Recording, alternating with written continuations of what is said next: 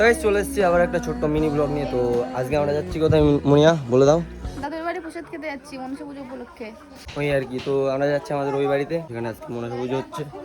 গণেশ না ওই যে আর একটা ছোট্ট মানুষ। সারাদিন পড়াইনি ল্যাংটা করে রেখে। এটা কি হয়েছে? উপরটা পরে নিচে পড়েছি। আর এই যে আর একটা। এই কি খাচ্ছিস তুই? আমরা এখন এই জঙ্গলের, আফ্রিকার জঙ্গলের মধ্যে দিয়ে যাচ্ছি, তাই তো?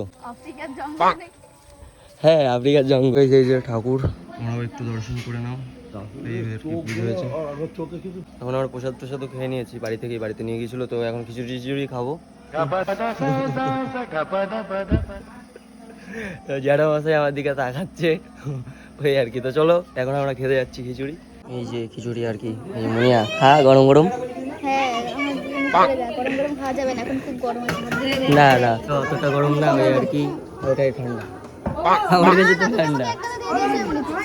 হ্যাঁ